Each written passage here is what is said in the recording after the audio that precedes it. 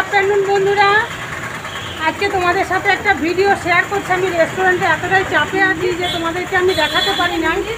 আজকে অনেক কিছু রান্না মেনু আমাদের ছিল, কিন্তু অনেকটা চাপের জন্য আমরা তোমাদেরকে শেয়ার করতে পারিনি।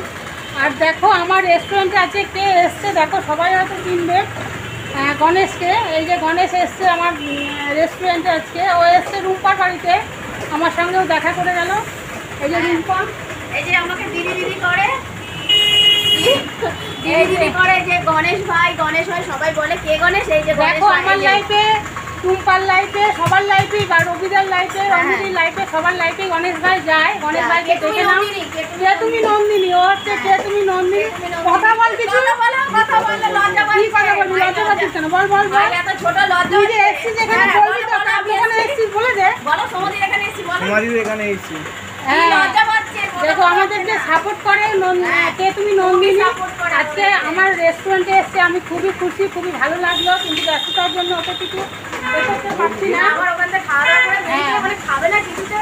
এত তাড়াহুড়ো এসছে, বেরিয়ে বলছে সমাধির কাছে যাবো তোমানে বলে রুম্পা নিয়ে এসছে, রুম্পার বাড়িতেই উঠেছে। কখন এসছে কি হয়েছে আমি কিছুই খোঁজ খবর নিতে পারিনি। আজকে এসছে, আমার খুব ভালো লাগলো যে কে তুমি নন্দিনী ও আমার রেস্টুরেন্টে এসছে। তোমরা সবাই দেখো, হাই করে দে।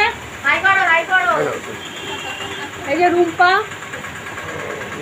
সোনা বনু আমার, ঠিক আছে। এই যে আমার রেস্টুরেন্টটা দেখিয়ে দিই। এখনও আমার সব দাদারা রয়েছে, খাওয়া দাওয়া করবে। আর এই যে বৃষ্টি পড়ছে, বৃষ্টির ওয়েদার, দাঁড়া চলবে আপনি, দাঁড়া একটু।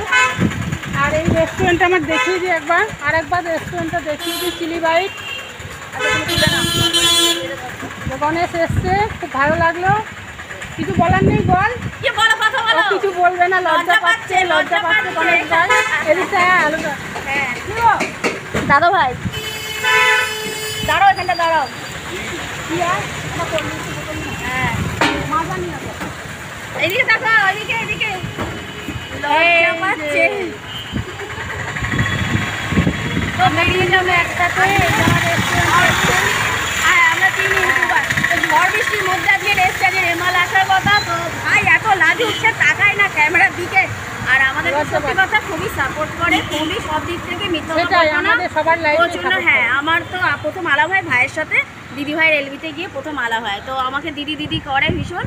তো দিদি বাড়িতে এসছে, দিদি যেরকম পেরেছে রান্না করে খাইছে, কিছুতেই তো খাবে না, খুবই লজ্জা পাচ্ছে। এখন বাড়িও চলে যাচ্ছে, ওর নলপুর অনেকটা দূর থেকে এসছে। ও প্রথমেই বলেছিল নলপুরে থাকে। ঠিক আছে, ভিডিওটা আমি এখানেই শেষ করলাম। একটু ব্যস্ত আছি। টাটা। ভালো লাগলে একটা লাইক কমেন্ট শেয়ার করো। Tata, by.